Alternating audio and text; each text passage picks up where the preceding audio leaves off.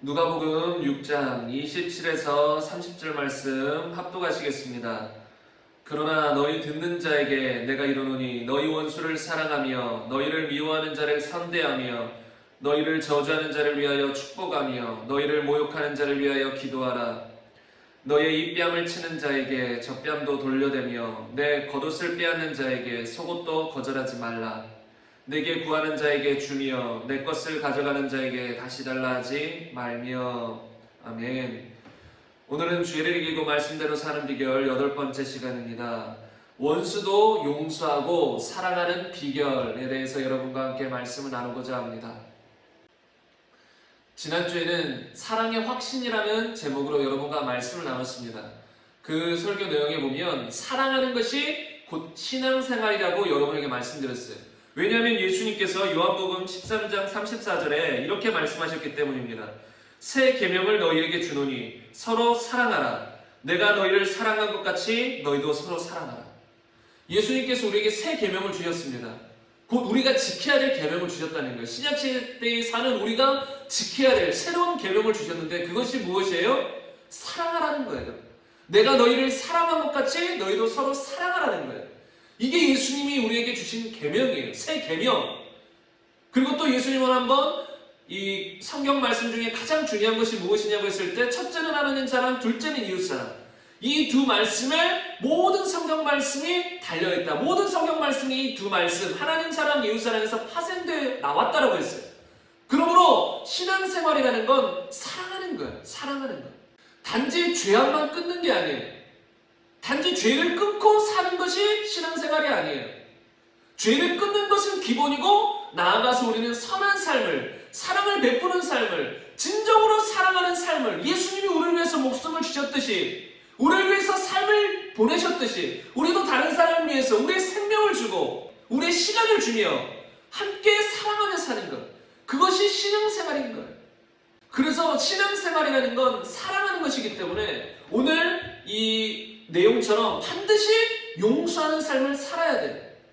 다시 말하면 용서하지 않고 신앙생활한다는 건 거짓이에요. 내가 그래도 용서하지 못하는 사람은 있어도 그래도 나는 열심히 교회 다니고 나는 그래도 열심히 봉사하고 열심히 기도해. 여러분, 그거는 온전한 신앙생활이 아니에요. 잘못된 거예요. 아무리 죄를 이기고 말씀대로 살려고 노력해서 여러 가지 것을 행했다라고 할지라도 용서하지 않았다면 그 모든 것이 무용지물이 될 수도 있는 거예요. 왜냐하면 성경은 용서를 그만큼 중요한 위치에 두고 있다는 거예요. 앞으로 나누겠지만 성경은 용서하지 않으면 하늘에 계신 내 아버지도 너희를 용서하지 않을 것이라고 했어요. 그만큼 용서하는 것이 중요해요. 그러므로 내가 용서하기를 거부하거나 포기한다는 건, 또는 사랑하는 것을 거부하거나 포기한다는 건 다른 말로 신앙생활을 거부하거나 포기한다는 말이에요. 이해가 가세요? 내가 열심히 교회 다니고 평생을 교회에서 충성하고 봉사했다 할지라도 우리가 누구를 용서하지 않으면 하나님도 우리를 용서하지 않는다라고 했다는 거예요. 여러분, 이걸 잘 하셔야 돼요. 용서하지 않는 자 또는 사랑하지 않는 자는 하나님과 상관없는 사람이에요. 하나님을 믿는 사람은 어떤 사람이에요? 사랑하는 자예요. 곧 용서하는 자라는 거예요. 그러므로 우리가 용서하지 않고 사랑하지 않는다면 그 사람은 제대로 신앙생활하고 있는 것이 아니에요. 죄를 이기고 말씀대로 사는 사람이라면 반드시 어떤 삶을 살아야 돼요? 용서하며 사랑하는 삶을 살아야 된다는 거예요. 입술로만 용서하고 입술로만 사랑하는 것이 아니라 너희의 마음의 중심으로부터 용서하고 사랑하는 자가 되지 못하면 그는 참 신앙생활을 하는 사람이 아니라는 거예요. 참 주님의 제자로서 그 길을 걸어가는 사람이 아니라는 거예요. 그러므로 우리는 용서하고 사랑해야 될 줄로 믿습니다. 그런데 우리가 용서하고 사랑하기 위해서 먼저 우리는 사랑을 받을 줄 알아야 돼요. 먼저 하나님으로부터 용서를 받고 먼저 사랑을 받아야 돼요. 왜요? 용서함을 받아본 사람만이, 또는 사랑함을 받아본 사람만이 타인을 용서하고 사랑할 수 있어요. 그러므로 우리가 누구를 용서하고 사랑하기 위해서는 반드시 우리를 향한 그 크신 용서와 긍휼과 사랑을 알고 믿어야 돼요. 그 확신 속에서 우리는 다른 사람을 용서하고 사랑할 수 있는 힘, 원동력이 생기는 것입니다. 그래서 사랑 받아본 사람만이 사랑할 수 있다는 것이에요. 그러나 감사하게도 예수님을 믿는 모든 사람들은 궁극적으로 하나님의 사랑을 받은 사람들이에요. 거듭난 사람이라면 그 안에 하나님의 사랑이 있다는 거예요. 나를 향한 그 크신 하나님의 사랑이 우리 마음에 부어진 바 되었다는 거예요. 그러므로 거듭난 사람이라면 누구도 예외 없이 다 용서하고 사랑할 수 있는 사람이 되었다는 거예요. 이것을 우리가 믿고 살아야 돼요. 이것을 믿을 때 용서할 수 있는 힘이 생기는 거예요. 이것을 믿을 때 사랑할 수 있는 힘이 생기는 거예요. 이것에 대해서는 구체적으로 이 후반부에 여러분과 나누겠습니다. 저는 이것을 믿고 실제로 이렇게 살아가면서 많은 사람들을 용서해요. 많은 사람들을 사랑해요. 사랑할 수 없을 것 같은 사람들, 용서할 수 없을 것 같은 사람들, 마음이 막 이 요동할 때도 이 성경 말씀을 붙잡고 이런 성경적인 영적인 원리를 붙잡고 나아갈 때 쉽게 용서하고 사랑하는 경험들을 해나가고 있습니다. 이것에 대해서 이 성경적인 비결에 대해서는 이 후반부에 나누겠습니다. 기대하고 들으시길 바랍니다. 여러분, 이 말씀이 정말 중요한 말씀이에요. 여러분이 귀담아 들으셔야 돼요. 정말 중요한 말씀이에요. 그렇게 신앙생활을 했는데 원수 하나 사랑하지 못한다면, 나에게 해코지한 사람을 용서하지 못한다면 여러분 그 모든 신앙생활이 무용지물이 될 수 있는 거예요. 왜요? 나는 너희를 용서하지 않겠다. 너희가 용서하지 않으면 나도 너희를 용서하지 않겠다. 내 아버지도 너희를 용서하지 않겠다라고 주님이 말씀하셨잖아요. 그러므로 우리는 반드시 용서하는 자가 되어야 돼요. 그런데 우리가 이렇게 원수를 용서하고 사랑하는 사람이 되려면 먼저 무엇을 알아야 되냐면, 원수를 용서하고 사랑하는 것이 마땅한 것을 알아야 돼요. 내가 원수를 사랑하고 용서하는 것은 마땅한 일이다. 마땅한 일이다라고 우리가 인식을 해야 돼요. 그것이 옳다라고 여겨야 돼요. 그것이 출발점이에요. 그런데 어떤 그리스도인들은 나에게 해코지한 사람, 나에게 어떤 악한 짓을 한 사람을 용서하고 사랑하는 것에 대해서 마땅하다라고 여기지 않는다는 거예요. 나에게 이 정도로 해코지를 했는데, 나에게 이렇게 나쁜 짓을 했는데 어떻게 그를 용서합니까? 내가 그를 미워하고 그를 증오하는 것은 당연한 감정 아닙니까? 이렇게 생각한다는 거예요. 용서하고 사랑한다는 것이 당연한 것이 아니라, 누가 조금이라도 나에게 해코지하면 그를 증오하고 미워하는 것이 당연하다라고 생각하는 거예요. 육신적인 관점에서 보면 그것이 당연한 일이에요. 그러나 성경의 관점, 하나님의 관점, 영적인 관점에서 보면 용서하고 사랑하는 것이 당연합니다. 여러분, 우리가 쓸데없이 누구를 미워하고 증오하는 경우가 있나요? 그런 경우는 많이 없어요. 다시 말하면 우리를 사랑해주는 사람이라면, 우리를 아끼는 사람이라면 당연하게 우리도 그를 쉽게 사랑하고 쉽게 아낄 수 있습니다. 그런데 성경이 말하는 용서와 사랑은 그런 상황 안에서 명령하는 것이 아니에요. 그런 상황을 뛰어넘어 나를 미워하고 나를 조롱하고 나에게 해코지하는 그런 사람을 용서하고 사랑하라는 거예요. 그것이 예수님이 우리에게 가르쳐 주신 사랑입니다. 예수님이 실제로 본인이 그런 삶을 사셨어요. 이 땅에 하나님의 그 모든 것을 내려놓고 인간의 모습으로 오셨어요. 그런데 수많은 사람들이 그를 조롱하고 그를 비난하고 이단이라고 하고 채찍질하고 십자가에 못 박혀 죽게 했어요. 그럼에도 불구하고 예수님은 인내하고 사랑했어요. 오래 참고 사랑했어요. 고린도전서 13장에 보면 사랑은 오래 참고예요. 모든 인류를 향해서 오래 참으셨다는 거예요. 그리고 우리를 용서하시고 사랑하기로 작정하셨다는 거예요. 이것은 좋은 환경일 때 나에게 선한 의도를 가지고 다가오는 사람에게만 적용하는 것이 아니라 나에게 악한 의도를 가지고 다가오는 사람, 원수 같은 사람일지라도 이 말씀은 적용되는 거예요. 오히려 그런 사람들에게 더 적용되는 말씀이죠. 원수를 사랑하고 용서하는 거예요. 여러분, 우리가 원수를 용서하고 사랑하는 것이 마땅하다는 것을 아셔야 돼요. 이것이 용서하고 사랑하는 것의 출발점이에요. 그리스도인들이 이것을 모르고 신앙생활하면 용서하고 싶은 마음이 들면 하는 것이고, 사랑하고 싶은 마음이 들면 하는 것이고, 그런 마음이 안 들면 안 하는 것이고, 이렇게 살아갈 수 있다는 거예요. 그러나 용서하고 사랑하는 것은 하나님의 명령입니다. 그리고 하나님의 간절한 마음이에요. 모든 그리스도인들을 향한 간절한 마음이에요. 너희는 이제 용서하고 사랑하는 자가 되라. 그것을 통해 온 세상에 빛을 비추라. 이것이 주님이 우리를 향해 명령하시는 말씀이라는 거예요. 그러면 이것에 대해서 먼저 살펴보겠습니다. 원수를 용서하고 사랑하는 것은 마땅하다. 근데 여러분도 아시다시피 우리가 하나님의 사랑을 받고 거듭나서 새로운 사람이 되었어요. 그럼에도 불구하고 우리가 알아야 될 것은 무엇이에요? 우리의 삶 속에서 살다 보면 원수 같은 사람들이 생긴다는 거예요. 원수 같은 사람, 꼴보기 싫은 사람, 상처 준 사람, 날 무시하는 사람, 거짓 소문을 퍼뜨리는 사람, 꼰대 같은 사람, 날 괴롭히는 사람, 왕따시키는 사람, 날 무시하는 사람, 이런 사람들이 우리 주변에 있다는 거예요. 살다 보면 반드시 이런 사람들을 만나게 될 수 있다는 거예요. 그럴 때마다 여러분의 마음은 어떤가요? 여러분의 마음은 그런 사람들을 만날 때, 그런 사람들이 우리 친구 중에 있을 때에 괴롭지 않나요? 그 사람들 향해서 계속 그냥 무한히 사랑하는 마음이 가나요? 우리도 육신이 있기 때문에 육신적인 마음은 어떤 마음이 들어요? 화가 나고 열받고 오히려 그를 골탕 먹이고 싶고 오히려 그를 저주하고 싶고 그가 잘못되기를 바라는 마음이, 그런 악한 마음이 이런 우리 마음속에서 들지 않나요? 이거는 어찌 보면 육신이 있는 사람이라고 하면 지극히 당연한 현상일 수 있어요. 우리가 구원받을 때 우리의 영은 구원받았지만 우리의 혼과 육신은 구원받은 게 아니에요. 이 육신은, 이 몸은 다스리고 쳐서 복종시켜야 되는 것이고 우리의 혼은 하나님의 말씀으로 날마다 새롭게 바꿔나가야 되는 거예요. 우리의 영만 구원받았어요.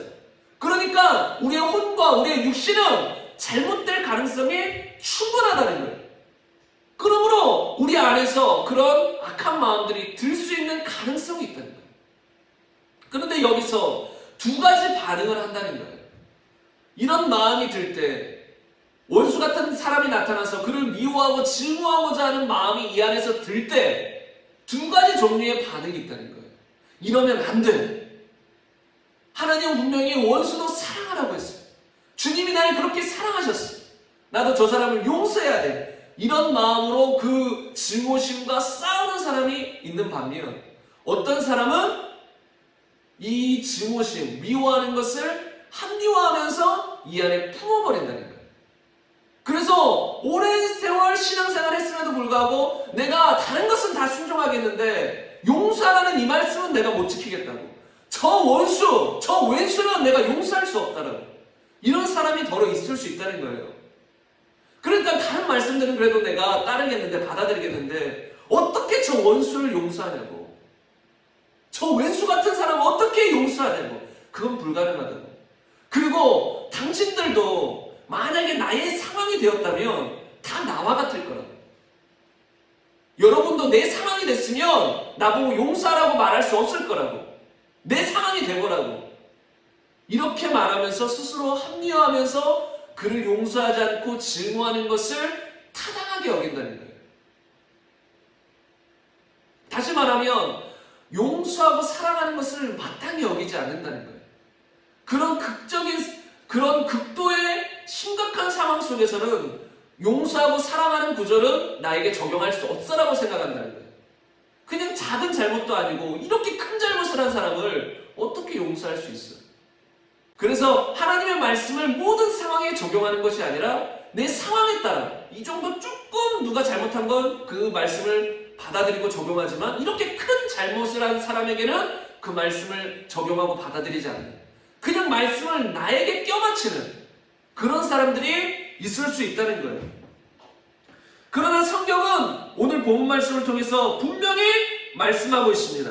27절부터 보면 그러나 너희 듣는 자에게 내가 이르노니 너희 원수를 사랑하며 너희를 미워하는 자를 선대하며 라고 말했어요. 여러분, 원수라는 거는 크게 잘못하든 적게 잘못하든 다 포함해서 말하는 거예요. 모든 원수를 사랑하라고 하는 거예요. 큰 원수 원수든 작은 원수든 다 사랑하라는 거예요. 이것이 예수님이 우리에게 하신 말씀이라는 거예요.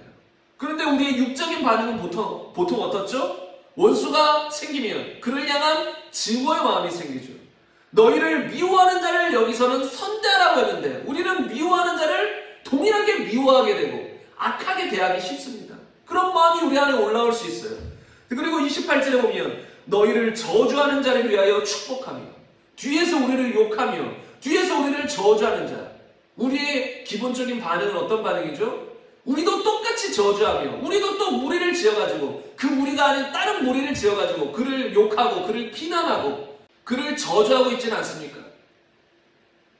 교회 안에서도 이런 경우들이 많을 수 있다는 거예요. 성도들끼리 끼리끼리 모여서 이쪽 무리는 저쪽 무리를 욕하고 저쪽 무리는 이쪽 무리를 욕하고 서로 교회 안에서도 시기하고 질투하고 다투고 비난하고 성경 말씀과는 전혀 다르지 않습니까? 그리고 너희를 모욕하는 자를 위하여 기도하라. 우리는 우리를 모욕하는 자를 위해 기도합니까? 기본적인 우리의 반응은 우리를 모욕하면 우리도 모욕하는 거예요. 너희의 입뺨을 치는 자에게 젖뺨도 돌려대며 누가 나를 조금이라도 건들면 반대 뺨을 댑니까? 누가 조금이라도 우리를 건들면 우리도 바로 그를 향해 공격하려고 하지 않나요? 이 운전하는 사람들은 알 거예요. 누가 조금이라도 끼어들이려 하거나 누가 조금이라도 방해를 하면 바로 창문을 내리고 옆 사람을 쳐다봅니다. 그리고 이 분노의 눈빛으로 상대방을 쏘아보며 막 뭐라고 말합니다. 누가 조금이라도 잘못하면 바로 쏘아붙이는 거예요. 그게 곧 뭐의 부재예요? 용서와 사랑의 부재예요. 사랑과 용서가 없다는 거예요. 나에게 조금이라도 해코지하면 바로 해코지하려고 하는 거예요. 보복운전하는 거예요. 지금 이것이 현 시대의 모든 사람들의 현 상태라는 거예요. 내 겉옷을 빼앗는 자에게 속옷도 거절하지 말라. 내게 구하는 자에게 주며 내 것을 가져가는 자에게 다시 달라 하지 말라. 여러분, 이것이 우리의 현실이라는 거예요. 사랑하고 용서하는 것을 마땅히 여기고 살아가는 것이 아니라 보복하고 욕설하고 비난하고 저주하고 똑같이 돌려주는 거예요. 똑같이 안갚음하는 것이에요.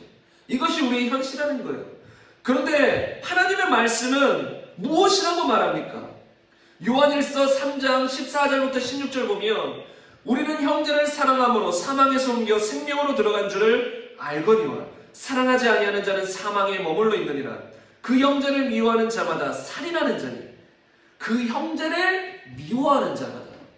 어떤 사람이 미워하는 자예요? 용서하지 아니하고 사랑하지 않은 자는 곧 형제를 미워하는 자가 되는 거죠.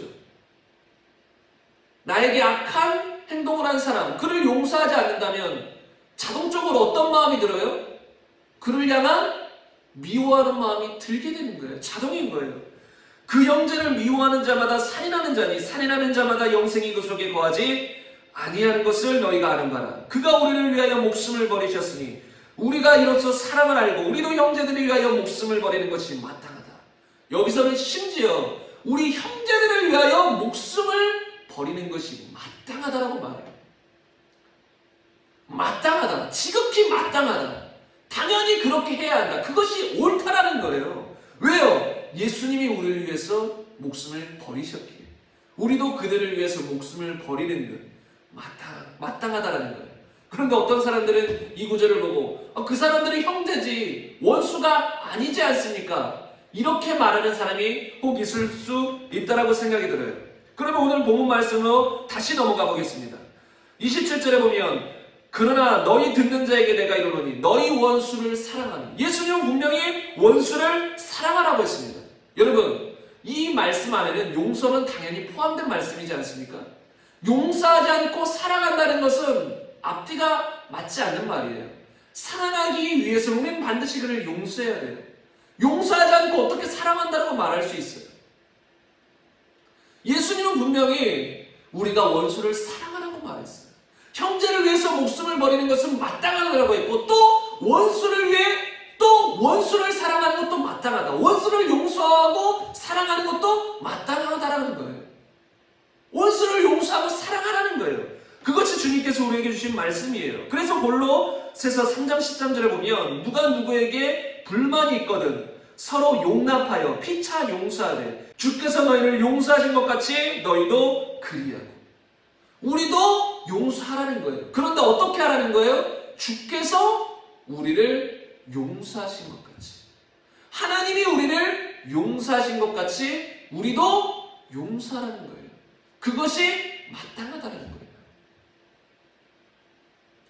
그래서 잠언에는 이렇게도 나와 있습니다. 25장 21절에 보면 내 원수가 배고파하거든 음식을 먹이고 목말라 하거든 물을 마시게 하라.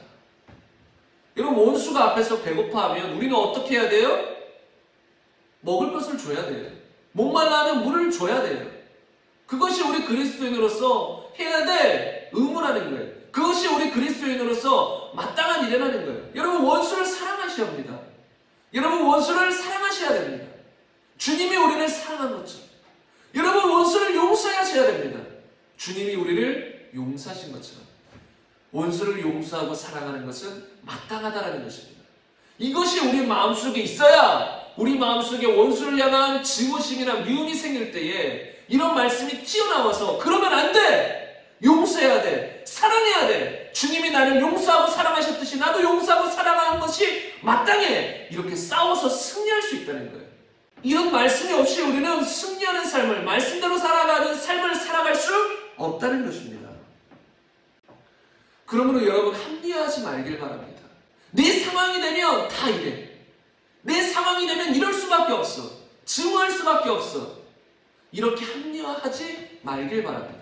왜냐하면 마태복음 18장 23절 이하에 보면 만달란트 비유가 나오는데 이 비유를 들으면 그 누구도 합리화할 수 없게 됩니다. 이 비유를 제대로 인식한다면, 이 비유를 제대로 이해한다면, 제대로 깨닫는다면 내 상황이 돼봐. 누구나 다 이렇게 될걸? 누구나 다 증오할 수밖에 없을걸? 이렇게 말할 수가 없게 돼요.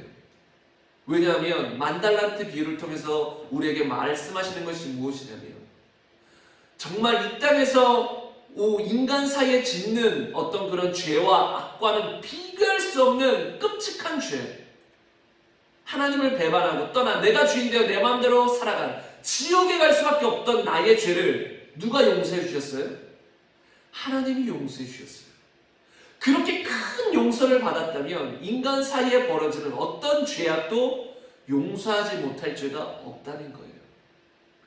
그런데 그런 상황에서 용서하지 못한다면 그것은 곧 악한 것이고 주님은 그런 사람을 나도 용서하지 않겠다라고 말하는 거예요. 그게 만달란트 비유에서 나오는 것이에요. 어떤 만달란트 빚진 자가 임금에게 내가 갚을 수가 없습니다. 지금 갚을 수가 없습니다. 조금만 기다려주세요. 조금만 참아주세요. 하니까 그 임금이 어떻게 했어요? 그를 불쌍히 여기고 그 만달란트를 다 탕감해줬어요. 그런데 그 만달란트 탕감받은 자가 이제 자기에게 100데나리온을 빚진 사람을 만났어요. 그리고 그 사람은 동료예요. 심지어 임금도 아니고 동료인데, 그런데 그 동료를 만나서 전혀 그를 용서하거나 긍휼히 여겨주지 않는 거예요. 그 동료가 내가 갚겠다고 기다려달라고 그렇게 간구를 해도 요청을 해도 그걸 거절해버려요. 그리고 바로 감옥에 넣어버려요. 그 돈을 갚을 때까지. 그 동료들이 그 모습을 보고 너무나도 딱하게 여겨서 주인에게 말을 합니다. 그리고 그 주인이 이 만달란트 빚준 자에게 이렇게 말합니다. 이에 주인이 그를 불러다가 말하되 악한 종아, 내가 빌기에 내가 내 빚을 전부 탕감하여 주었거늘 내가 너를 불쌍히 여김같이 너도 내 동료를 불쌍히 여김이 마땅하지 아니하냐. 마땅하지 아니하냐. 그리고 이 종에게는 어떤 칭호를 붙였어요? 악한 종아. 악하다라는 거예요. 내가 이만큼이나 너에게 탕감해줬는데 너는 그 100데나리온 정도를 용서해주지 못하느냐, 탕감해주지 못하느냐, 긍휼을 베풀지 못하느냐. 악한 종아. 나에게 받은 긍휼을 조금 더 기억하지 않는 악한 종아. 여러분, 우리가 타인을 용서하지 않을 때 그 사람 심령에서는 어떤 일이 벌어지는지 아세요? 본인이 받은 용서를 기억하지 않고 있다는 거예요. 본인의 마음속에 자신이 받은 지옥에서 건진받은 그 큰 용서를, 예수님의 십자가, 하나님의 죽음을 통해서 용서받은 그 큰 용서를 잊어버린다는 거예요. 그 큰 용서를 이 안에 묵상하고 있다면, 그 큰 용서를 이 안에서 품고 있다면 절대로 그럴 수 없어요. 그런 큰 용서를 받은 사람이 어떻게 그런 작은 용서를 베풀지 못하겠냐는 거예요. 여러분, 제가 여기서 여러분의 이해를 더 돕기 위해서 10,000달란트하고 100데나리온이 얼마나 큰 차이를 나타내는지를 여러분에게 말씀드리고 싶어요. 1달란트, 여러분 1달란트는 6,000데나리온이라고 해요. 1달란트는 6,000데나리온. 그러면 10,000달란트는 몇 데나리온이에요? 6천만 데나리온이에요. 그러면 이 악한 종은 6천만 데나리온을 이 임금에게 빚졌고, 그 동료는 이 사람에게 100데나리온을 빚졌어요. 이 1데나리온이라는 것은 이 일꾼의 하루 품삯이에요. 하루 품삯. 예를 들어 하루 품삯을 10,000원이라고 친다면 이 동료는 100,000원을 빚졌고, 이 악한 종은 임금에게 얼마를 빚진지 아세요? 6천억을 빚진 거예요. 6천억. 6천억과 100,000원. 그런데 우리가 지금 하루 품삯이 10,000원인가요? 그 이상은 가잖아요. 예를 들어 100,000원을 잡아봅시다. 그러면 이 동료는 나에게 1,000,000원을 빚진 거고, 본인은 임금에게 6조를 빚진 거예요. 6조. 상상할 수 없는 금액의 돈을 빚진 거예요. 6조. 근데 그 주인이, 그 임금이 6조를 탕감해줬어요. 6조를 탕감해주면서 그를 불쌍히 여겨주고 용서해줬어요. 그런데 자기에게 빚진 1,000,000원을 빚진 그 동료를 용서해주지 못한다. 그를 불쌍히 여겨주지 못한다. 이거는 악한 것이라는 거예요. 주인에게 탕감받은 그 6조, 그 은혜를 다 잊어버린 자는 거예요. 그 은혜를 알고서야, 그 사랑을 알고서야, 그 긍휼을 알고서야 그렇게 행할 수 있을까요? 그럴 수 없다는 거예요. 그런 은혜와 사랑을 받고서도 이렇게 용서하지 않고 긍휼을 베풀지 않았다는 건 악하다는 거예요. 악하다. 이 비유를 통해서 우리가 알 수 있는 것은, 우리가 용서하는 것은 지극히 마땅하다는 거예요. 하나님으로부터 측량할 수 없는 용서를 받았기 때문에 그 용서를 받은 사람으로서 이 다른 사람들을 용서하는 것은 마땅하다는 거예요. 취사 선택할 문제가 아니라 그건 당연히 해야 된다는 거예요. 그것은 도리라는 거예요. 그것을 하지 않는다는 것은 주님 앞에 악한 종이라는 말을 들을 수밖에 없는 거예요. 악하다. 주님 보시기에서는 얼마나 악하겠어요. 나는 너를 용서하기 위해서 살을 찢고 피를 흘려 십자가에 못 박혀 죽었다. 그걸 생각해 보세요. 우리를 용서하기 위해서 살을 찢고 피를 흘려 십자가에 죽기까지 했는데, 그 하나님이 인간 사이도 아니라 하나님이 인간을 위해서, 하나님이 나를 위해서 그렇게 죽기까지 했는데, 그런 큰 용서, 그런 큰 대가를 치르면서 우리를 용서하셨는데, 우리는 조금의 대가도 치르고 싶어 하지 않고 조금의 용서도 하고 싶어 하지 않는다는 거예요. 그것이 주님 보시기에는 얼마나 악하게 보이겠어요. 성경은 분명히 말하잖아. 악한 종아. 그러므로 여러분, 용서하지 않는 건 악한 거예요. 악한 거. 용서하지 않는 건 악한 것이며, 용서하는 것은 마땅한 거예요. 마땅한 도리라는 거예요. 주님 앞에 도리라는 거예요. 마땅하다는 거예요. 그러므로 용서하시는 여러분이 되기를 간절히 부탁드립니다. 꼭 용서하시는 삶을 살아가길 바랍니다. 꼭 용서하며 사랑하는 삶을 살아가기를 바랍니다. 만약에 우리가 용서하지 않고 살아간다, 그러면 여러분, 우리의 삶에 어떤 결과가 미치게 될까요? 첫 번째로 잠언 10장 12절에 보면, 미움은 다툼을 일으켜도 사랑은 모든 어물을 가리느니라. 용서하지 아니하고 미워하는 사람은 어떤 삶을 살게 되냐면 다툼을 일으키는 삶을 살아가게 돼요. 우리 안에 용서가 없으면 그 안에는 미움이 있고 그 안에는 증오가 있어요. 그러면 알게 모르게 다툼을 일으키는 삶을 살게 돼요. 마음에 넉넉함이 없어져요. 가까운 사람에게도 그런 것이 튀어나와서 관계들이 깨어지게 되어 있어요. 왜? 용서하지 않으면 그 안에 미움이 있기 때문에. 그리고 그것은 우리의 마음을 다 무너뜨리게 되는 거예요. 그래서 용서하지 않으면 다툼이 생기게 돼요. 그리고 잠언 24장 17절 이하에 보면, 내 원수가 넘어질 때에 즐거워하지 말라고요. 많은 사람들이 원수가 잘못되기를 바라잖아요. 그리고 그가 망하기를 바라잖아요. 그러면 그 마음에 어떤 마음이 들죠? 원수가 망할 때 기뻐하고 즐거워하고 통쾌한 마음이 들죠. 근데 성경은 분명히 말해요. 너의 원수가 넘어질 때에 즐거워하지 말라. 그가 엎드러질 때에, 곧 망하는 것을 볼 때에 마음에 기뻐하지 말라. 여러분, 원수가 넘어지거나 망할 때 절대로 그 모습을 보고 기뻐하지 말기를 바랍니다. 절대로 기뻐하면 안 돼요. 그것은 주님 보기에 악한 것이에요. 그래서 18절에 보면 여호와께서 이것을 보시고 기뻐하지 아니하사. 원수가 넘어질 때 우리가 기뻐한다면 주님은 그것을 보고 기뻐하지 않았어요. 왜요? 하나님 마음은 어때요? 악인도 회개하고 돌이키기를 원하시니까. 악인도 멸망하기를 원치 않으시니까. 그게 주님의 마음이고 그게 주님의 사랑이고 그게 주님의 긍휼이에요. 그게 주님의 인자예요. 그런데 그 큰 사랑을 받은 우리가, 우리의 원수가 넘어지고 멸망하는 것을 볼 때 기뻐한다. 그것을 주님은 기뻐하지 않는다는 것이에요. 그래서 여호와께서 이것을 보시고 기뻐하지 아니하사 그의 진노를 그에게서 옮기실까 두려우니라. 이렇게 성경은 기록하고 있습니다. 그런데 만약에 우리가 원수를 용서하지 않는다면 우리는 그가 넘어질 때 반드시 기뻐하는 마음을 품게 될 수 있어요. 그렇지 않나요? 우리가 용서하지 않고 그 원수를 미워하고 있다면 그가 넘어질 때 자동적으로 우리 마음에 통쾌함, 기뻐함이 들 수 있다는 거예요. 그런데 주님은 이것을 기뻐하지 않는다는 것이에요. 그리고 마태복음 18장 33절 이하에 보면 조금 전에 나눴던 그 만달란트 비유인데 예수님께서 마지막에 이렇게 말씀하시잖아요. 너희가 각각 마음으로부터 형제를 용서하지 아니하면 나의 하늘아버지께서도 너희에게 이와 같이 하시리라.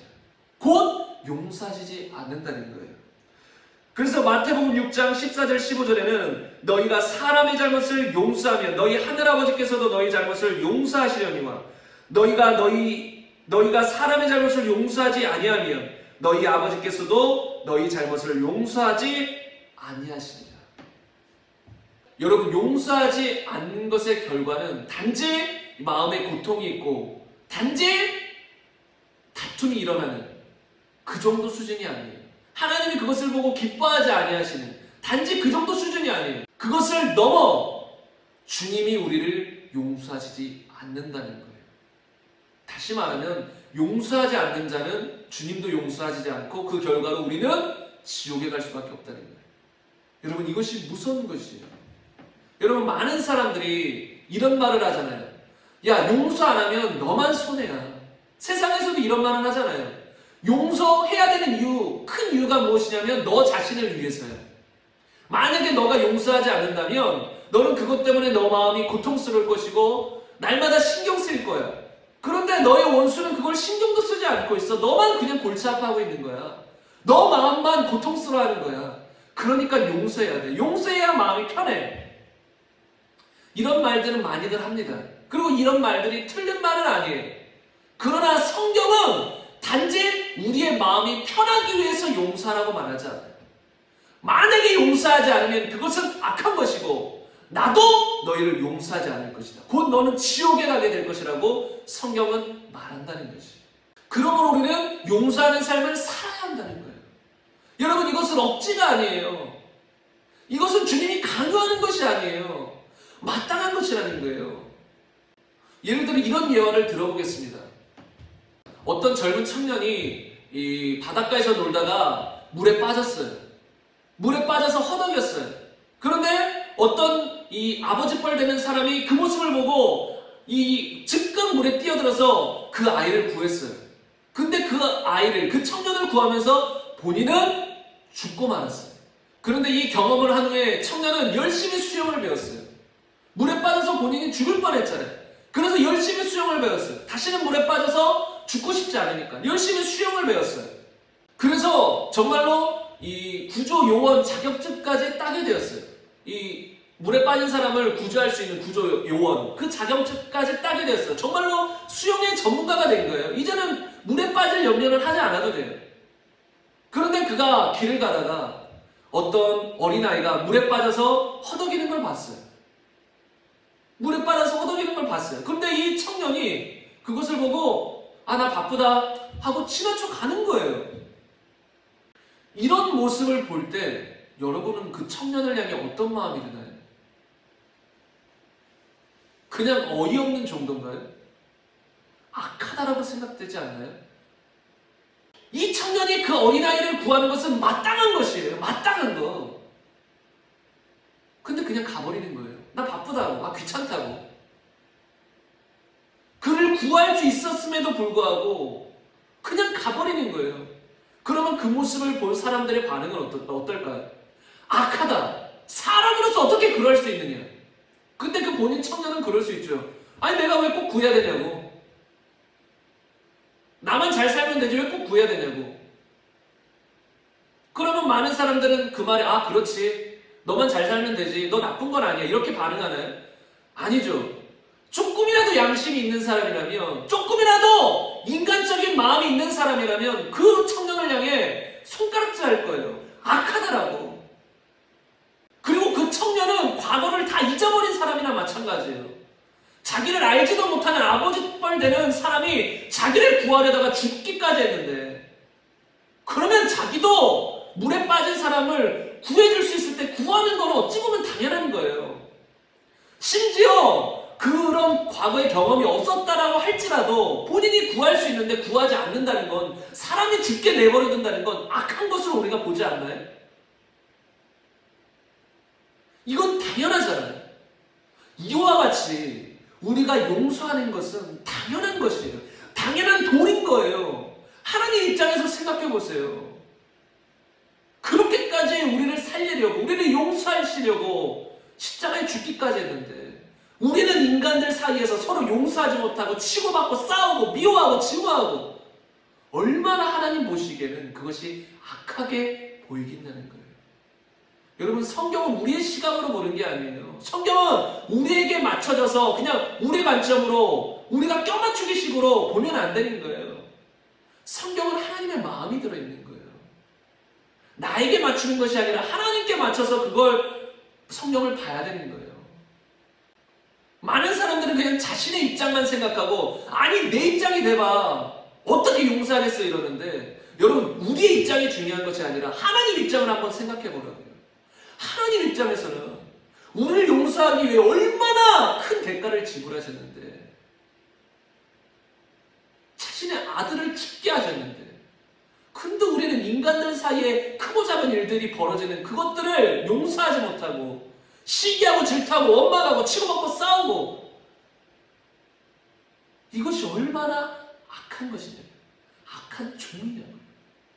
여러분 이것을 잘 생각해 보시길 바랍니다. 그리고 여러분 마음속에 분명한 생각을 가지고 있으실 때요, 용서하는 것은 마땅한 것이다. 여러분 저도 어떤 사람을 미워하고 용서하지 못하는 그런 증오심을 품을 수 있는 가능성이 있어요. 근데 저는 그럴 수가 없는 게 있어요. 왜냐하면 주님을 바라보면 누구를 미워하는 마음을 유지할 수가 없는 거예요. 이해가 가세요? 그런 게 인적인 영역에서 올라올 수는 있으나 그런 것들을 이 안에 품고 살아갈 수가 없는 거예요. 주님 앞에는 나를 용서하시,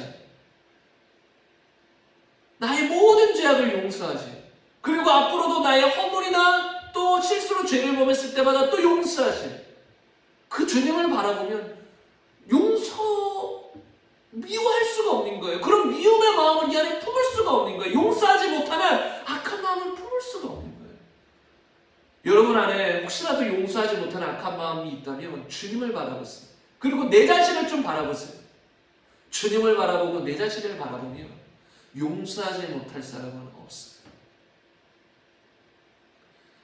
여러분, 용서하는 것은 마땅한 것입니다.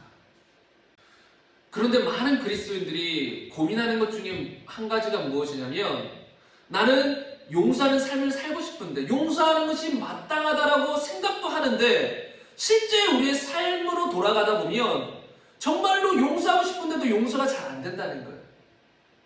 그리고 자꾸 증오하는 마음이 들고 미워하는 마음이 들고 시기하는 마음이 들고 분통한 마음이 든다는 거예요.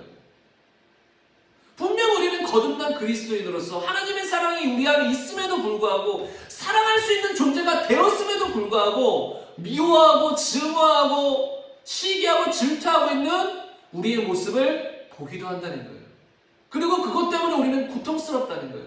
때로는 그런 것들이 자꾸 우리의 삶 속에 있을 때에, 그런 마음이 자꾸 들 때에 심지어 용서하기를 포기하는 경우도 생긴다는 거예요.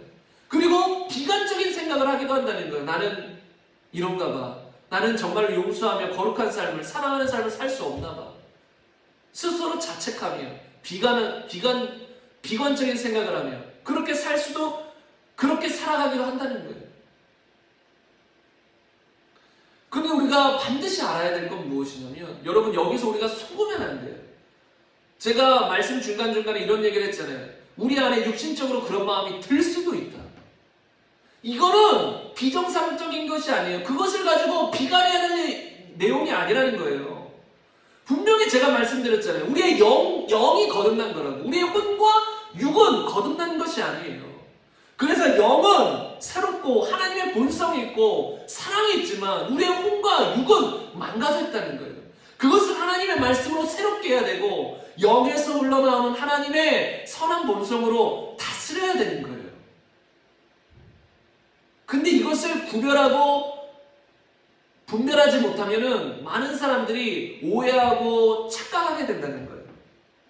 로마서 8장 5절 이하에 보면 이런 말씀이 나와 있습니다. 육신을 따르는 자는 육신의 일을, 영을 따르는 자는 영의 일을 생각하나니 육신의 생각은 사망이요 영의 생각은 생명과 평안이니라.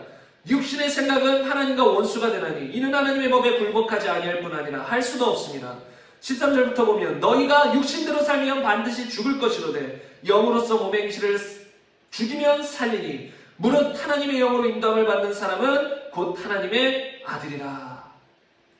이 말씀은 비그리스도인, 예수님을 믿지 않는 사람들에게 한 말씀이 아니라 예수님을 믿는 우리에게 한 말씀이에요. 근데 너희가 육신대로 살면 반드시 죽을 것이로되. 다시 말하면 육신의 생각과 영의 생각이 있어요. 육신의 생각을 따르면 결국은 육신대로 살아가는 것이 돼요. 그리고 결국은 우리는 죽게 될 거예요. 육신대로 살면 결국은 주님을 떠나 지옥으로 가게 될 것이에요. 그래서 우리는 어떻게 해야 돼요? 영으로서 육신의 행실을 죽이면서 살아가야 되는 거예요. 근데 제가 이 말씀을 통해서 여러분에게 알려드리고 싶은 것은 무엇이냐면 예수님을 믿는 우리에게도 영의 생각과 육신의 생각이 있다라는 것을 알려드리고 싶어요. 영의 생각과 육신의 생각이 있다라는 거예요. 그러면 원수를 미워하는 생각, 그건 어떤 생각이에요? 육신의 생각인 거예요. 육신의 생각. 우리의 영은 그런 생각을 하지 않아요. 우리의 영은 하나님의 말씀을 받아먹고 하나님의 선한 본성이 있기 때문에 우리의 영은 원수도 사랑하고 용서하려고 해요. 이 안에서. 그래서 미워하는 마음이 들다가도 이 안에서 안 돼, 용서해야 돼, 그런 마음이 드는 것은 무엇이냐면 우리의 영 안에서 그런 마음이 솟아오르는 것이에요. 영 안에서. 말씀을 통해서 이 영 안에서 그런 마음이 솟아오르는 것이에요. 근데 그런 마음이 솟아올라도 여전히 우리 마음속에는 증오하고 원망하는 마음이 들 수 있다는 거예요. 왜요? 육신적인 마음이, 육신적인 생각이 우리 안에 있을 수 있다는 거예요. 이 두 가지 생각이 다 있을 수 있다는 거예요. 그럴 때마다 우리는 어떻게 해야 돼요? 영의 생각으로 육신의 생각을 몰아내야 된다는 것이에요. 그러면 여러분의 이해를 더 돕기 위해서 오늘 본문 말씀을 보면 그러나 너희 듣는 자에게 내가 이르노니 너희 원수를 사랑하며. 이건 어떤 마음이에요? 원수를 사랑하는 마음? 이게 영의 마음인 거예요. 영의 생각입니다. 영의 생각으로만 가능한 거예요. 너희를 미워하는 자를 선대하며. 이것도 영의 생각으로만 가능한 거예요. 반대로 원수를 미워한다, 원수를 선대하지 않는다, 그러면 그건 뭐예요? 그거는 육신의 생각이라는 거예요. 너희를 저주하는 자를 위하여 축복하는 것, 영의 생각인 거예요. 예수님은 지금 다 영의 생각을 말하는 거예요. 신령한 생각을 말하는 거예요. 반대로 너희를 저주하는 자를 저주한다, 저주하고 싶은 마음을 품고 있는다, 그게 다 육신적인 생각이에요. 육신적인 생각. 너희를 모욕하는 자, 우리를 모욕하는 자를 위해서 우리는 어떻게 하죠? 보통은 똑같이 모욕해요. 왜요? 육신으로 반응하기 때문에, 육신적인 생각으로 반응하기 때문에. 그런데 성경은 기도하라, 그를 위해 기도해주라. 그게 영의 생각이라는 거예요. 우리의 마음속에서는 영의 생각과 육신의 생각이 공존할 수 있는 거예요. 그럴 때 충돌이 일어나죠. 그럴 때 어떻게 해야 되죠? 영의 생각으로 몰아내면 되는 거예요. 분명히 영의 생각과 육신의 생각이 있다는 것을 우리는 인지해야 돼요. 그러므로 우리가 원수를 미워하고 원수를 증오하는 마음이 들려고 할 때, 그리고 그런 마음이 이 안에서 가득한 것처럼 느껴질 때, 그럼 우리는 딱 분별해야 돼요. 아, 이건 육신의 생각이구나. 육신의 마음이구나. 이것이 지금 나를 사로잡고 있구나. 이 육신의 생각이 나를 장악하고 있구나. 그런데 나는 이것을 거부한다. 내 안에는 하나님의 선한 본성이 있다. 내 안에는 원수를 용서하고 사랑할 수 있는 힘이 있다. 난 이 육신의 생각을 거부한다. 그리고 나는 그를 사랑하고 용서하기를 결정한다. 결단한다. 이렇게 영의 생각으로 육신의 생각을 몰아내야 된다는 거예요. 그게 우리는 가능하다는 거예요. 그것을 믿고 그렇게 살아갈 때 정말로 용서하고 사랑하고 축복하는 삶을 살아갈 수가 있어요. 나에게 돌을 던지는 사람에게 나는 축복해 줄 수 있는 거예요. 그리스도인은 그런 존재예요. 그러면 이제 오늘 말씀의 마지막 세 번째 대제인데, 영으로 사랑하는 법을 배우십시오. 곧 원수를 용서하고 사랑하는 비결인 거예요. 이게 우리가 어떻게 원수를 용서하고 사랑할 수 있는가, 그 비결에 대해서 여러분에게 나눠드릴 거예요. 그러므로 지금까지 노력해봐도 안 됐다라고 하시는 분들, 마음을 다시 추스리시길 바랍니다. 내가 지금까지 원수 용서해 보려고 했는데 잘 안 됐어요. 그러면서 스스로 비관적인 생각을 가지며 자포자기 하신 분들 일어나시기 바랍니다. 그거는 성경적인 생각이 아니에요. 그건 마귀가 준 생각이에요. 우리는 원수도 사랑하고 용서할 수 있어요. 원수를 축복해 줄 수 있어요. 그게 그리스도인의 능력이에요. 능력. 여러분, 세상 사람들은 그렇게 할 능력이 없습니다. 정말로 나를 괴롭히고 어릴 때부터 엄청난 고통을 주는 사람을 그렇게 용서하고 사랑할 수가 없어요. 그런 능력이 없어요. 그러나 그리스도인은 그런 능력이 있어요. 엄청난 능력이 있어요. 사랑의 능력이 있어요. 용서할 수 있다는 것입니다. 근데 어떻게 이런 용서가 우리의 삶의 실제가 되게 할 수 있는지를 여러분에게 나누고자 합니다. 정말로 저도 제가 나눈 이 말씀들을 정말로 제 실제 삶 속에서 적용하며 살아가요. 그래서 정말로 저는 개인적으로 원수를 용서하는 것이 어렵지가 않아요. 원수를 사랑하는 것이 어렵지가 않아요. 이런 말씀들, 이런 원리로 자꾸 적용시켜 살다 보니까 이제는 원수를 사랑하는 것이 이 속도가 빨라져요. 쉽게 용서가 된다는 거예요. 쉽게 사랑할 수 있다는 거예요. 물론 그렇다고 누가 저를 괴롭히고 힘들게 할 때 이 안에서 이 미워하는 마음이 들지 않는다는 건 아니에요. 순간 그런 마음이 육신적인 생각이 들 수 있지만 지금 제가 말하는 이 영적인 원리대로 그것들을 빨리 없애버려요. 그리고 영적인 생각이 흘러나오게 해요. 사랑하고 축복하는 마음들. 그러므로 여러분들도 정말 이 원리에 따라서 정말로 원수를 사랑하는 여러분이 되길 바랍니다.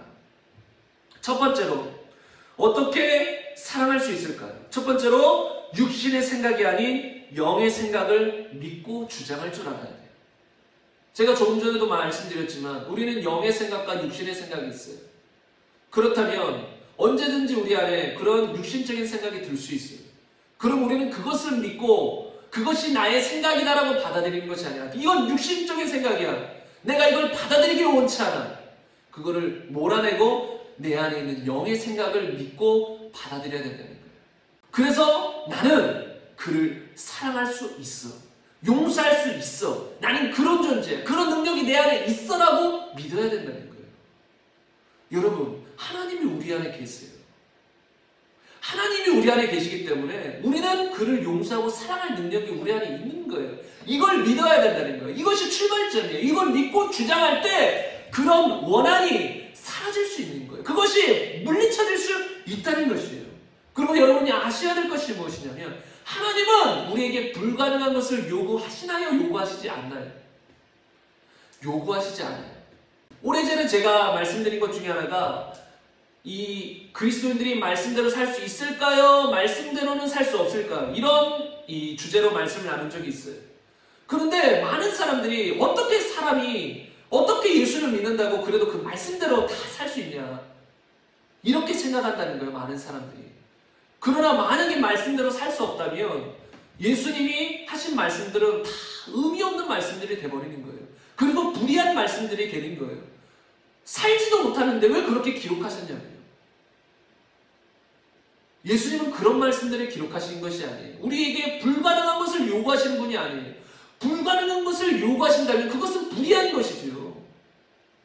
어린아이에게, 지금 유치원생에게 너 우사인 볼트보다 빨리 달려야 돼, 이렇게 요구한다고 해보세요. 이렇게 강조한다고, 이렇게 강요한다고 생각해보세요. 그리고 너 우사인 볼트보다 빨리 달리지 못하면 난 널 용서할 수 없어, 이렇게 말한다고 생각해보세요. 얼마나 어이가 없는 일이에요. 그 어른의 명령이 합당한가요? 완전히 불합당하고 불의한 것이죠. 어처구니가 없는 내용인 거죠. 아니, 가능한 걸 시켜야지. 완전히 불가능한 내용을 시키잖아요. 어떻게 이 유치원생 어린아이가 우사인 볼트보다 빨리 달릴 수 있어요? 말도 안 되는 내용이에요. 여러분, 성경 말씀도 마찬가지예요. 우리에게 불가능한 것을 요구하신다면 그것은 하나님이 불의하신 거예요. 그러나 하나님은 그렇게 요구하시지 않아요. 우리가 용서할 수 있기 때문에, 우리가 사랑할 수 있기 때문에 사랑하고 용서하라는 거예요. 그리고 여러분이 아셔야 되는 것이 무엇이냐면 예수님이 대신 용서해주고 대신 사랑해주진 않아요. 이해가 가세요? 하나님은 우리를 용서해주시고 우리를 사랑해 주셨어요. 그러면 이제 우리는 그 사랑을 받고 그 용서를 받고 우리가 다른 사람을 용서하고 사랑해야 되는 거예요. 내가 해야 되는 거예요. 대신해주지 않는다는 거예요, 여러분. 내가 용서하고 사랑해야 한다는 거예요. 그렇다면, 그렇게 우리에게 명령하셨다면 우리가 스스로 그들을 용서하고 사랑할 수 있는 힘이 우리 안에 있음을 믿어야 된다는 거예요. 그런 영적인 힘이 우리 안에 있음을 믿어야 된다는 거예요. 그 믿음에서부터 시작되는 거예요. 믿음이 곧 능력이거든요. 믿음으로 죄를 이기고 믿음으로 승리할 수 있는데, 용서도 믿음으로 가능해요. 영의 생각을 믿음으로, 하나님의 생각을 믿음으로, 용서할 수 있음을 믿음으로, 사랑할 수 있음을 믿음으로 그를 용서하고 사랑할 수 있다는 거예요. 그걸 믿으셔야 돼요. 내 느낌이 어떻든, 내 안에서 어떤 감정이 울그락불그락 하든 그걸 믿지 마시고 내 안에 그런 사랑이 있다, 난 용서할 수 있고 사랑할 수 있다, 그것을 믿으시기를 바랍니다. 로마서 5장 5절에 보면 소망이 우리를 부끄럽게 하지 아니하면 우리에게 주신 성령으로 말미암아 하나님의 사랑이 우리의 마음에 부어받으니, 우리를 향한 측량할 수 없는 사랑이 하나님의 성령을 통해서 우리 마음에 부어져 있어요. 이 안에 엄청난 사랑이 부어져 있다는 거예요. 그 많은 사랑을 우리는 받았다는 거예요. 그러면 우리는 사랑할 수 있는 존재가 되었다는 거예요. 그리고 성경에서는 또 비유적으로 우리가 예수님께 젖붙임을 받았다는 말이에요. 그래서 예수님이 이렇게 말씀하시잖아요. 나는 포도나무요, 너희는 가지라. 예수님이 포도나무고 이 본체시고 우리는 거기에 젖붙임을 당한 거예요. 그래서 그가 내 안에, 내가 그 안에 거하면 사람이 열매를 많이 맺나니 나를 떠나서는 너희가 아무것도 할 수 없습니다. 여기서 정말로 중요한 원리가 나와요.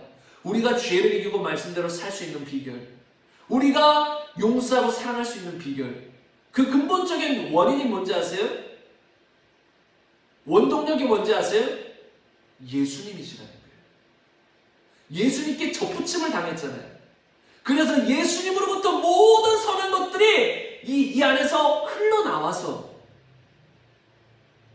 우리가 죄를 이기고 말씀대로 살고 용서하고 사랑하게 한다는 거예요. 많은 열매를 맺는다잖아요. 우리가 주님 안에 있으면, 우리가 주님께 젖붙임되어 있으면 우리는 많은 열매를 맺고 살아갈 수 있는 거예요. 그 열매들은 선한 열매, 사랑의 열매, 성령의 열매, 용서하는 열매, 죄를 이기는 열매, 말씀대로 사는 열매 다 포함되는 거예요. 우리가 주님께 젖붙임되었기 때문에 이 주님이 우리 안에 오셨잖아요. 이 주님으로부터 모든 것을 공급받게 되는 거예요. 여러분, 가지 스스로 뭘 열매를 맺을 수 있나요? 만약에 가지가 나무 본체에서 잘려서 떨어져 나갔어요. 그럼 어떻게 돼요? 말라 비틀어져 없어지는 거예요. 다 썩어 없어지는 거예요. 그리고 이 본체로부터 잘려 나갔는데 무슨 열매를 맺을 수 있나요? 포도나무니까 포도 열매를 맺을 수 있나요? 없나요? 못 맺죠. 잘려 나간 순간 모든 열매는 중지돼 버리고 조금이라도 있었던 열매들도 다 사라져버리는 거예요. 그 가지가 나무에게 붙어 있었기에 그 나무 뿌리로부터 본체로부터 흘러나오는 그런 영양분을 진액을 받고 열매를 맺는 거예요. 우리 그리스도인들도 마찬가지라는 거예요. 우리 안에 주님이 오셨기에, 만약에 주님이 없으면 불가능해요. 하나님 말씀 지키는 것, 하나님의 이 명령들을 지키는 것 세상 사람들은 불가능합니다. 진실로 지키는 건 불가능해요. 그렇게 이 말씀을 달달 외우고 말씀에 창념했던 그 바리새인들, 유대인들 말씀을 제대로 지켰을까요? 못 지켰어요. 이 겉모습을 어느 정도 치장하고 지키는 것처럼 보였으나 그 속에는 시기와 악독이 가득하고 썩어 문드러졌다는 거예요. 못 지킨다는 거예요. 이 안에 주님이 오셔서 우리가 걷는 사람이 되지 않으면 이 말씀 못 지켜요. 가지가 예수님으로부터 잘려져 나가는데 어떻게 이 말씀을 지켜요? 어떻게 선한 열매를 맺어요? 못 지킨다는 거예요. 그러나 반대로 붙어 있으면 모든 선한 영양분을 다 받을 수가 있어요. 그래서 우리는 용서하고 사랑하고 성령의 열매들을 맺을 수가 있다는 거예요. 여러분이 이걸 아셔야 돼요. 이걸 알아야 용서하고 사랑할 수 있다는 거예요. 그런데 어떻게 이런 선한 열매들이, 선한 영향력들이 주님으로부터 이 안에서 우리에게 흘러나올 수 있을까요? 첫 번째 관문이 뭐냐면 그걸 믿어야 되는 거예요. 믿어야 돼요. 주님이 우리 안에 계시고 나는 주님으로부터, 나는 주님이 주시는 힘으로 용서하고 사랑할 수 있다는 믿어야 돼요. 믿을 때 그걸 주장하게 되는 거거든요. 믿지도 않는 걸 주장하지 않아요. 많은 사람들이 기도하다가 포기하는 이유가 뭐예요? 기도 조금 해보고 응답이 안 되면 포기하는 이유가 뭐예요? 믿지 않은 거예요. 믿었다면 끝까지 기도하면 주장할 거예요. 끝까지 기도하면 간구할 거예요. 근데 기도하다가 중간에 포기하거나 낙심하는 이유가 뭐예요? 믿음이 없기 때문이에요. 다시 말하면 믿는다면 끝까지 주장한다는 거예요. 끝까지 기도한다는 거예요. 반대로 우리 안에 하나님의 이런 사랑이, 선한 본성이 있다는 걸 믿는다면 이런 악한 마음이 들 때, 용서하지 못하는 마음이 들 때 끝까지 이런 선한 본성을 믿고 주장할 거라는 거예요. 그래서 결국은 승리하여 용서하고 사랑하는 사람이 된다는 거예요. 그런데 믿음이 없으면 이런 원리를 가르쳐줘도 조금 시도해보다가 도중에 중단하게 돼요. 왜? 믿음이 없으니까. 이런 원리는 믿음이 있을 때 작동되는 원리예요. 믿음이 있어야 작동되는 원리라고요. 그래서 먼저 믿어야 될 줄로 믿습니다. 나는 원수를 사랑할 수 있다. 내 안에 그런 사랑이 있다. 왜? 내 안에는 주님이 계시니까. 나는 가지고 주님이 포도나무인데 나는 주님께 접붙인 됐으니까 그 주님으로부터 모든 영양분을 받을 수 있다. 이걸 믿으시기를 바랍니다. 저도 실제로 이걸 믿고 제 삶 속에 경험해 봤을 때 정말로 놀라운 경험들이 많이 있어요. 쉽게 타인을 용서하게 되고 쉽게 사랑하게 돼요. 원수 같은 사람, 뒤에서 나를 욕하는 사람, 나를 험담하는 사람, 중상모략하는 사람, 거짓말로 나를 향한 어떤 거짓말을 퍼뜨리는 사람도 사랑하게 되는 거예요. 사랑할 수 있어요. 내 안에 그런 사랑이 있으니까. 그러면 기본적으로 이런 내가 용서하고 사랑할 수 있다는 믿음을 가지고 좀 더 나아가 보겠습니다. 제가 많은 경우 실제로 적용하고 체험하는 경우인데요. 이 영의 생각이 우리 안에서 흘러나오게 해야 되잖아요. 곧 용서하고 사랑하는 사람의 생각이 흘러나오게 해야 하는데 저는 어떻게 이것을 가능하게 만드냐면 사람을 단지 육신적으로 바라보는 게 아니라 그 안에 있는 영혼을 바라보는 거예요. 그냥 육신적으로만 바라본다면 용서하는 것이 불가능할 수 있어요. 어려울 수 있어요. 그러나 사람을 그냥 사람으로 바라보지 아니하고 영혼으로 바라보는 거예요. 그리고 영적인 세계를 바라보는 거예요. 여러분, 사람은 이 겉모습은 이 그냥 육체, 몸이고 이 안에 진짜 내가 있잖아요. 속사람. 그것을 바라보는 거예요.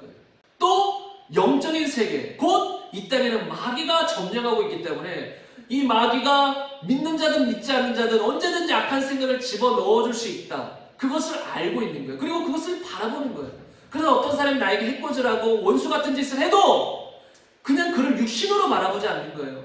그 육신이 나에게 그런 해코지를 했지만 나는 그 사람의 영혼을 바라보려고 하는 거예요. 그리고 그에게 그런 악한 짓을 하게 만든 마귀를 바라보는 거예요. 그러면 그를 용서하고 사랑할 수가 있는 거예요. 그에게 악감정을 품지 않을 수 있는 거예요. 영혼으로 바라보려고 하는 거예요. 여러분도 한번 이렇게 바라보시길 바랍니다. 예수님도 이 땅에 오셨을 때 단지 이런 육신적인 덩어리로 우리를 대하지 않았어요. 항상 우리의 영혼의 구원을 생각하시면서 이 땅에서 사역하셨잖아요. 우리의 영혼이 구원받는 것을 예수님은 원하셨어요. 하나님이 원하셨어요. 단지 우리의 육신을 바라보신 것이 아니라는 거예요. 예수님은 우리의 영혼을 바라보신 거예요.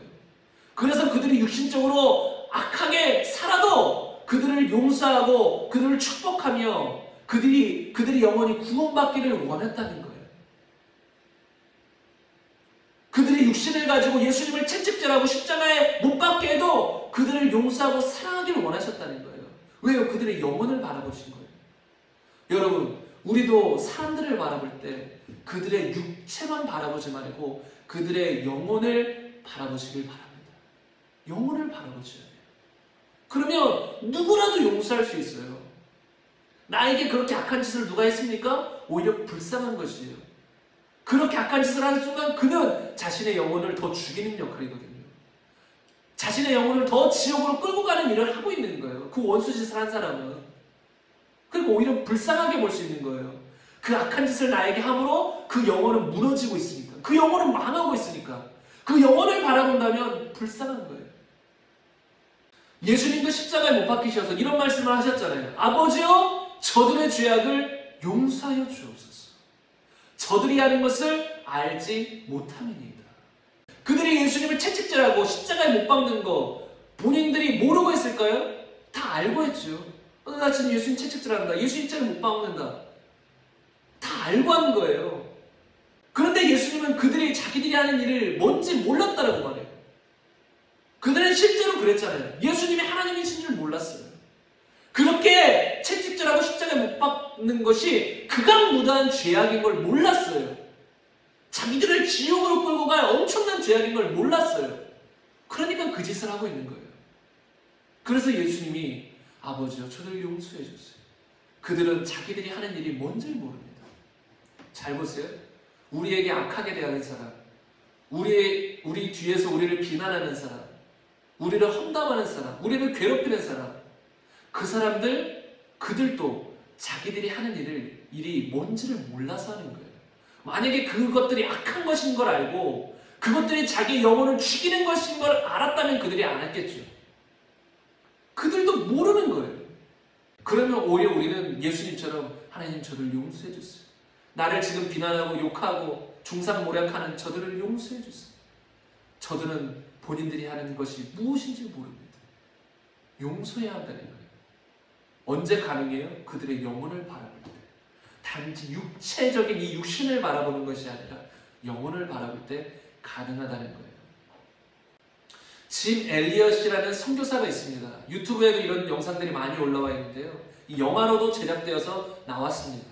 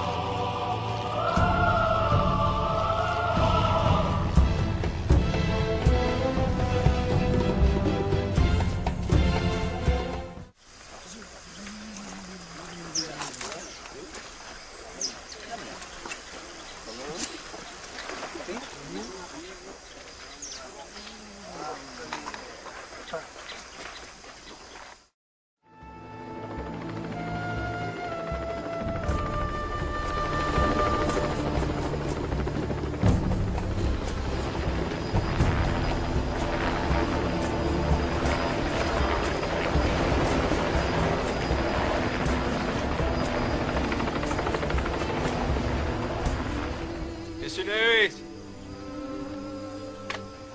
What?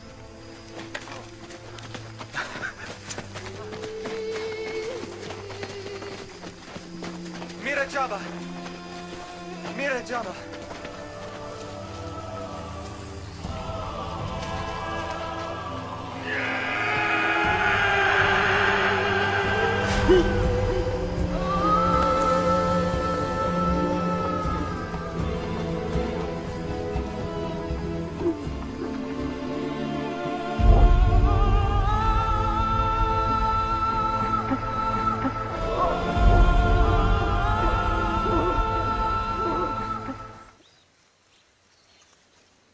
If the Wildroni attack, will you defend yourself? Will you use your guns? Son, we can't shoot the Wildani. They're not ready for heaven. We are. Promise me one thing. Just one. One thing. Sound like your mother. If you get in a jam, a real jam, promise me you'll say these words to them.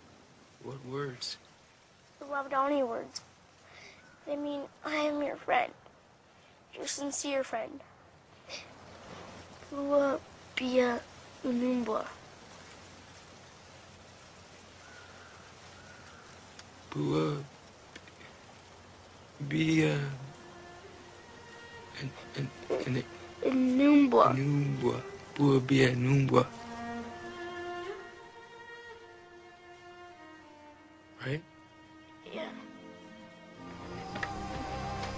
Bua Bia. Numbwa. Bua Bia Numbwa.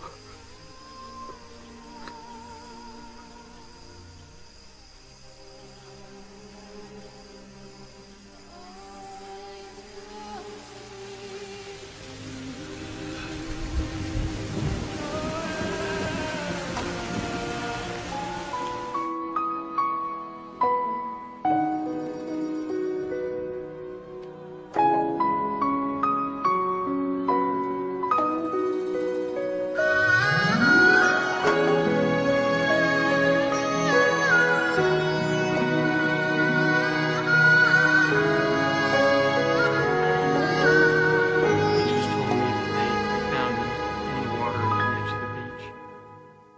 주님이 홀로 가신 그 길 나도 따라가오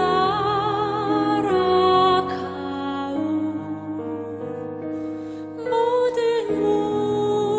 물과 피를 흘리신 그 길을 나도 가오 험한 산도 나는 괜찮소 바닥끝이라도 나는 괜찮소 죽어가는 저 길을 위해 나를 버리길 바라오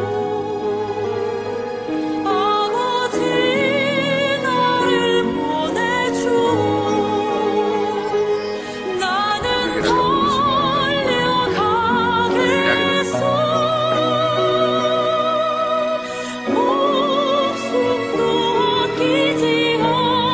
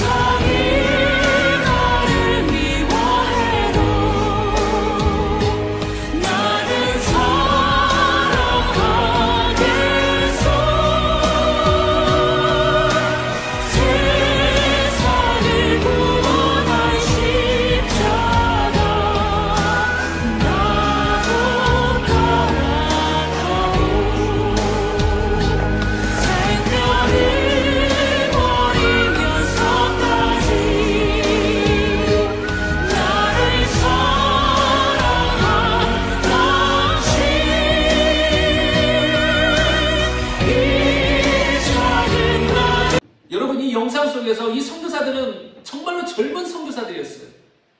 너무나도 복음을 전하고 싶어서 그들을 사랑하는 마음으로 다가갔지만 그 부족의 사람들은 그들을 향해 창을 던지며 죽음으로 갚았어요. 살인으로 갚았어요. 그런데 영상에서 보시면 아시겠지만 어떤 선교사는 총이 있었어요. 그래서 총을 꺼냈어요. 꺼냈는데 그걸 상대방을 향해서 쏘는 것이 아니라 하늘을 향해서 쐈잖아요. 하늘을 향해서 쏘요. 왜요? 나는 죽어도 천국 가는데 그들은 지금 죽으면 지옥 가잖아요. 이 선교사들은 그 영혼을 단지 육적으로 바라봤을까요? 아니면 그들의 영혼을 바라봤을까요? 그들의 영혼을 바라봤어요. 여러분 어찌 보면 엄청난 원수지 않나요? 이렇게 호의를 베풀었는데 창을 들고 다가온다면 엄청난 원수잖아요. 그런데도 이 선교사들은 그 순간에서도 그들의 영혼을 보는 거예요. 그래서 총을 그냥 하늘에 쏴고 자기는 죽는 거예요. 그리고 심지어 이 짐 엘리엇이라는 선교사는 자신을 찌른 그 부족 사람을 향해서 어떤 말을 했죠? 나는 당신의 진정한 친구입니다. 이렇게 하고 죽잖아요. 그리고 영상에서 보면 이것에서 끝나는 것이 아니라 그 남자 선교사들은 다 죽었지만 그 가족들은 남아있잖아요. 그 아내들과 어린 아이들, 자녀들은 남아있어요. 그런데 그 아내들과 어린 아이들이 다시 그 부족으로 들어가요. 이 남자들은 이 위협이 될 수 있으니까 그 부족 사람들이 죽였지만 이 여성들과 아이들은 해가 될 것 같지 않아서 죽이지 않았어요. 그래서 몇 년 동안 그 부족에 들어가서 그들을 섬기잖아요. 그들에게 사랑을 베풀잖아요. 어떻게 그게 가능할까요? 어떻게 그럴 수 있을까요? 자신들의 남편, 나이가 엄청 든 것도 아니에요. 인생 살 만큼 산 것도 아니에요. 이제 젊어서 결혼하고 애가 이제 어린아이인데 그런데 이 가장을 죽였어요. 남편을 죽였어요. 그런데 그들을 구원하기 위해서, 그들을 살리기 위해서 그들을 사랑하는 마음으로 그 부족을 찾아가잖아요. 그들을 섬기잖아요. 그래서 그것을 통해서 결국은 그 부족원들이 예수님을 영접하고 목사가 나오기까지 하잖아요. 여러분 어떻게 이게 가능할까요? 자신을 죽인, 자신의 남편을 죽인, 자신의 아빠를 죽인 그 부족원들을 어떻게 용서하고 사랑할 수 있었을까요? 그들의 영혼을 바라본 거예요. 예수님처럼 그들의 영혼을 바라보는 거예요. 그 부족원들은 자기들이 하는 짓이 무엇인지 알았을까요? 몰랐을까요? 몰랐다는 거예요. 그냥 죽이는 것은 알았겠지만 그 죽이는 짓이 얼마나 악한 것인지, 얼마나 잘못된 것인지를 그들은 몰랐다는 거예요. 그래서 그들의 영혼을 바라보고 사랑할 수 있었다는 거예요.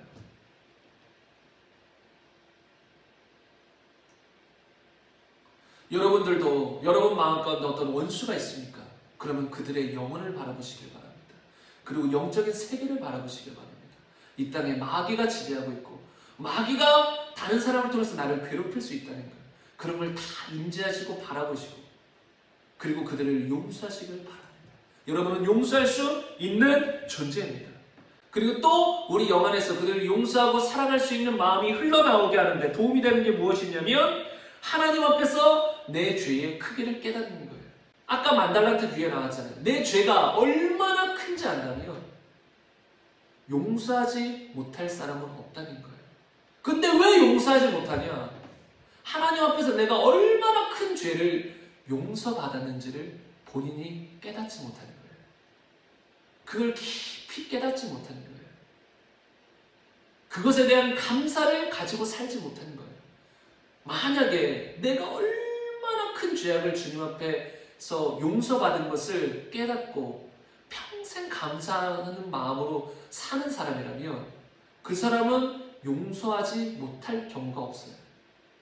그 큰 사랑을 받았기에, 그 큰 용서를 받았기에 그는 타인도 용서하고 사랑할 수 있다는 거예요. 그래서 생각하셔야 돼요.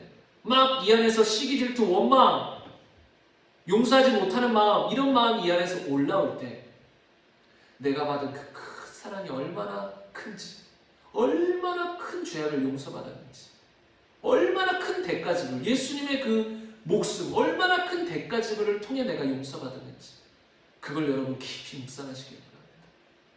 깊이 묵상하세요. 깊이 묵상하세요. 그러면 나에게 죄를 범한 나에게 악하게 대한 그 사람의 그 악함이 이것보다는 비교할 수 없을 정도로 작구나 라는 것을 깨닫게 될 것입니다. 그리고 용서하는 삶을 살아가게 될 것입니다.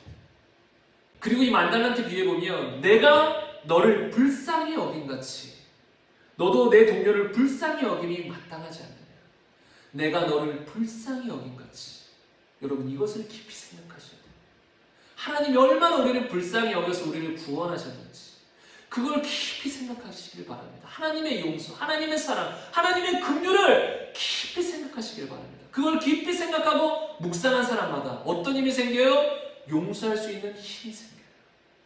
용서할 수 있는 힘이 생긴다는 거예요.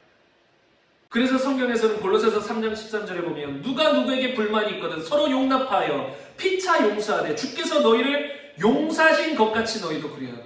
주님께서 우리를 용서하신 것 같이 우리도 용서하라는 거예요. 먼저 본보기를 보여주셨다는 거예요. 먼저 우리를 용서해 주셨다는 거예요. 그것을 깊이 묵상하라는 거예요.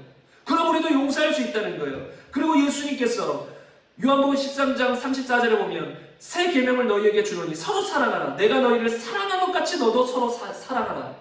주님이 우리를 사랑한 것 같이 그 사랑을 묵상하시기를 바랍니다. 주님이 얼마나 나를 사랑하셨는지, 얼마나 나를 용서하시길 원하셨는지 그 큰 긍휼과 용서하는 마음과 그 사랑하는 마음을 깊이 묵상하시길 바랍니다. 그러면 용서하지 못할 사람이 단 한 명도 없다는 것입니다. 여러분 핑계대지 마십시오. 합리화하지 마십시오. 당신이 내 상황을 경험해봤어. 이런 말 이제는 그치십시오. 주님이 날 사랑한 그 사랑, 나를 용서하신 그 용서, 긍휼 베푸신 그 긍휼, 그걸 깊이 생각하며 누구나 용서하고 사랑하는 것은 마땅한 것이고 그렇게 용서하고 사랑할 수 있습니다. 그리고 다음으로 우리가 알아야 될 것이 무엇이냐면 모든 사람의 지금 우리의 이 성격, 말투, 삶의 모습은 다 그 사람의 과거에 기인하게 되어 있어요. 그냥 우리의 말투, 행동, 삶의 모습이 나온 게 아니라 그 배경 속에는 우리의 과거가 있다는 거예요. 여러분 우리가 어떤 환경에서 자랐고 어떤 부모 밑에서 자랐고 어떤 친구들과 어울렸고 그런 것이 우리의 현재의 삶을 만든 것이에요. 그러니까 잘 보세요. 어떤 사람이 욕하고 중상모략하고 뒤에서 거짓말하고 날 괴롭히고 그러면 그 사람은 과거에 그런 환경 속에서 본인도 그렇게 비난받고 다른 사람이 자신을 왕따시키고 그런 경험들이 있을 수 있는 거예요. 그러니까 그런 경험들, 악한 경험들 하니까 본인도 그런 삶을 살아가는 거예요. 보세요. 사랑받은 사람은 사랑이 나오고 미움받은 사람은 미움이 나는 거예요. 그러니까 오히려 나에게 악한 이런 행동을 하는 사람이면 오히려 불쌍한 거예요. 저 사람 과거에 그런 충분한 사랑을 받고 자라지 못했구나. 정말 충분한 사랑, 하나님으로부터 그리고 부모로부터 이웃으로부터 충분한 사랑을 받고 자란 사람이라면, 특별히 거듭난 사람이라면 그렇게 남을 욕하거나 남에게 원한 맺을 짓을 하지 않는다는 거예요. 우리는 또 그런 상대방의 이런 과거들을 이해할 필요가 있어요. 얼마나 고통스러웠으면 저럴까. 사람들 중에 보면 대화가 잘 통하지 않는 사람이 있어요. 뭐 대화만 하려고 하면 끄떡하면 화내고 끄떡하면 막 감정이 오락가락하고 막 이런 사람들이 있다고요. 그러면 많은 사람들이 뭐야 하면서 막 싫어하고 막 증오하고 저 사람 막 비난하고 그러기도 하는데 오히려 우리는 그 사람을 불쌍하게 봐야 되는 거예요. 저 사람 과거가 어땠으면 저런 삶을 지금 살고 있을까? 오히려 불쌍한 거예요. 사람들과 어울리지 못하고 끄떡하면 사람들을 괴롭히고 헌담하고 오히려 불쌍한 거라는 거예요. 우리는 사람들의 그 뒷 배경을 볼 수 있는 눈이 있어야 돼요. 그리고 그걸 이해하려고 해야 돼요. 그럼 오히려 그 사람을 용서하고 사랑하는 것이 더 쉬워져요. 제가 가끔 드는 한 가지 이야기가 있는데 어떤 아버지하고 어떤 자식이 이 기차를 타고 가요. 아마 조용한 어떤 KTX 기차 그런 기차였던 것 같아요. 그런데 이렇게 아버지와 자식이 기차를 타고 가는데 아들이 막 떠드는 거예요. 어린 아이들 보통 떠들 수 있잖아요. 그럼 보통 부모님들이 여기서는 조용히 해야 돼 이렇게 제재를 시키잖아요. 그런데 이 아버지는 제재를 시키지 않는 거예요. 한두 번 조용히 해야 돼 말하고 이 자식이 계속 떠들 때 더 제재를 안 시키는 거예요. 그냥 가만 놔두는 거예요. 그러니까 주변 승객들 마음속에 어떤 마음이 들까요? 점점 불만이 생기기 시작하는 거예요. 아니, 아버지가 됐으면 자식 교육 좀 시켜야지. 왜 이렇게 떠들게 놔두냐고. 이런 마음이 계속 이렇게 드는 거예요. 그래서 결국은 참다 못한 어떤 승객이 그 아버지에게 자식 조용 좀 시키라고, 자식 좀 조용시키라고, 교육 좀 시키라고 막 이렇게 했나 봐요. 그랬더니 그 아버지가 죄송합니다 하고 이 아들도 조용하라고 했나 봐요. 조용하라고. 그랬더니 아들이 뭐 잠시 동안은 조용했겠죠? 근데 또 아들이 또 떠들고 막 막자질거리하게 하는 거예요. 그런데 아버지는 또 가만히 있는 거예요. 멍하니. 그랬더니 또 이제 또 승객들 마음이 어떻게 했어요? 또 이 안에서 화나고 열받고 조용히 지금 가야 되는데 좀 한숨 자고 싶기도 하고 쉬고 싶기도 하고, 근데 막 화가 나는 거예요. 그 아버지가 자식을 조용히 시키지 않으니까. 그래서 또 말하는 거예요. 자식 조용히 시키라고. 그랬더니 이 아버지가 뭐라고 말하냐면 정말 죄송하다고. 지금 이 아이의 어머니, 곧 내 아내가 죽어서 장례를 치르러 가는 길이라고. 이 자식은 지금 어머니가 죽은 줄도 모르고 지금 이렇게 떠들고 놀고 있다고. 정말 죄송하다고. 조용히 시키겠다고. 이 말을 듣는 순간 그 승객들의 반응이 어땠을까요? 갑자기 숙연해지죠. 갑자기 숙연해지면서 이 가족의 상황, 이 아이의 상황을 이해하게 되죠. 알게 되죠. 그리고 그 사람들의 마음이나 그 사람들의 행동이 바뀌게 돼요. 그 사람을, 그 아버지와 자식을 대하는 행동과 마음이 바뀌게 돼요. 오히려 불쌍히 여겨지고 안쓰럽게 여겨지고 안타깝게 여겨지는 거예요.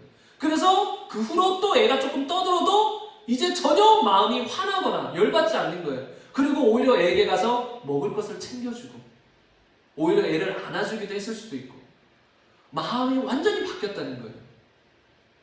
근데 그 아이는 여전히 떠들었을 수 있어요. 그런데도 그 아이를 바라보는 시각이 바뀌었다는 거예요. 그 아이가 떠들면 여전히 우리에게 피해가 가요, 안 가요? 그 승객들에게 피해가 가요, 안 가요? 피해는 가잖아요. 어떤 사람은 자고 싶을 수도 있고 쉬고 싶을 수도 있는데 여전히 피해가 가요. 그런데도 피해가 감에도 불구하고 전혀 이전과 같은 마음을 갖지 않는다는 거예요. 왜요? 그 아버지와 자식의 상황을 알았기 때문에. 우리가 남을 용서하는데도 이런 그 사람의 어릴 때부터의 과거, 배경 이런 것들을 이해하고 생각하려고 하는 것이 또 중요해요. 우리의 지금 모습이 그냥 나타난 게 아니에요. 어떤 사람이 악하다면 그런 악한 환경에서 산 거예요.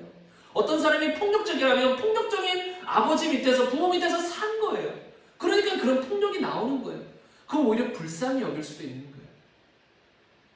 우리가 이렇게 하나님의 사랑으로 살아가려고 할 때 우리의 눈을 그냥 그들의 현재에 맞추지 말고 그들의 과거는 어땠을까? 이런 것들도 한번 생각해 보는 것이 너무나도 도움이 돼요. 그리고 오히려 그러면 그들을 더 안타깝게 여기고 더 용서하고 사랑할 수가 있다는 것입니다.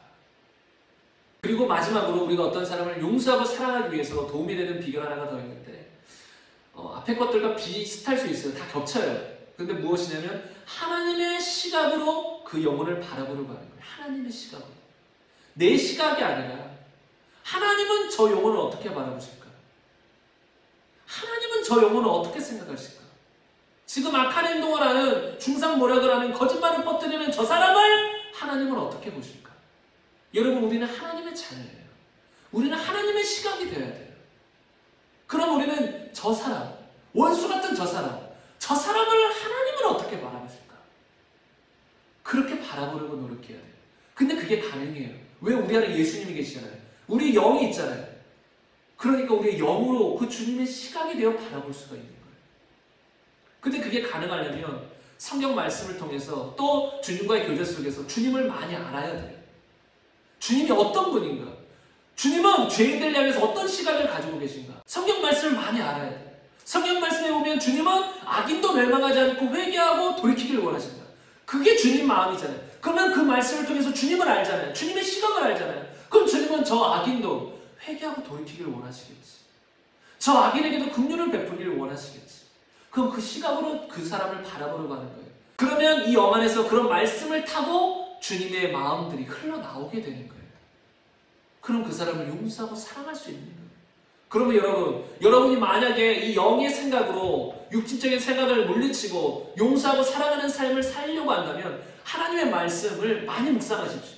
그리고 그 말씀을 통해서 특별히 주님의 마음, 주님의 성품, 주님의 시각을 배우려고 하세요. 그것을 알려고 하세요.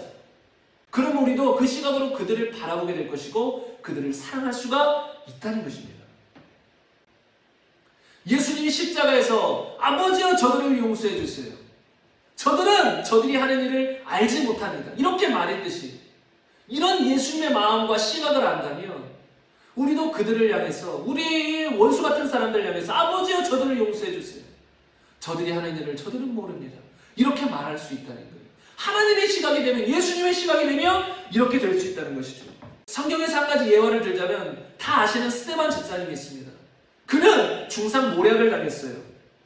사도행전 6장 8절 이하에 보면 스데반이 이 은혜와 권능에 충만하여서 큰 기사와 표적을 행했어요. 그런데 많은 사람들이 이 스데반 집사님과 논쟁을 벌였어요. 근데 스데반 집사님이 지혜와 성령이 충만해서 아무도 스데반 집사님의 그 말을 당해낼 자가 없었던 거예요. 그런데 악한 사람들이 막 사람들을 매수해서 이 스데반 집사님을 향해서 거짓말을 하게 만든 거예요. 이 스데반 집사가 이 사람이 모세와 하나님을 모독하는 말하는 것을 우리가 들었노라. 이렇게 사람들을 매수해서 거짓말을 하게 만드는 거예요. 그리고 결국은 스데반 집사를 돌로 쳐서 죽이는 거예요. 근데 스데반 집사님이 죽기 전에 어떻게 반응을 했죠? 무릎을 꿇고 크게 불러 이르되 이 죄를 그들에게 돌리지 마옵소서. 죽기 전에 이 말을 하고 죽으신 거예요. 성경에서는 잔이라 이렇게 표현됐지만 육적으로는 죽은 것이잖아요. 본인이 잘못한 게 없어요. 오히려 악한 사람들이 사람들을 매수해서 자신을 향한 거짓말을 하는 거예요. 그리고 심지어 자신을 돌로 쳐서 죽였어요. 그럼에도 불구하고 죽기 전에 하나님! 이 죄를 그들에게 돌리지 마옵소서. 이게 누구의 마음이에요? 누구의 시각이에요? 예수님의 시각이잖아요. 아버지여 저들을 사옵소서. 저들이 하는 것을 저들이 모르나이다. 이게 스데반 집사님이 가지고 있던 시각이에요. 마음이에요. 여러분 우리도 이런 하나님의 시각이 되면 그들을 용서하고 사랑할 수 있어요. 감사한 것은 우리 누구나 하나님의 시각이 될 수 있어요. 왜요? 우리 안에 있잖아요. 주님. 우리 안에 와 계시잖아요. 그러니까 그 예수님으로부터 우리 안에 모든 선한 것들이 흘러나올 수 있다는 거예요. 우리는 이제는 이 선한 본성을 주장하셔야 돼요. 믿으셔야 돼요. 영의 생각이 나를 주장하도록 자꾸 이것을 묵상하고 흘러나오도록 우리가 통로를 열어줘야 돼요. 믿음으로 열어줘야 돼요. 그럴 때 영의 생각이 나의 삶을 주장하고 사랑하고 축복하는 삶을 살아가게 될 줄로 믿습니다. 마지막으로 10여 년 전쯤에 이 터키에서 일어났던 이 선교사님들이 순교한 사건에 대해서 영상 하나를 보시고 이 말씀을 이제 마무리했으면 좋겠습니다.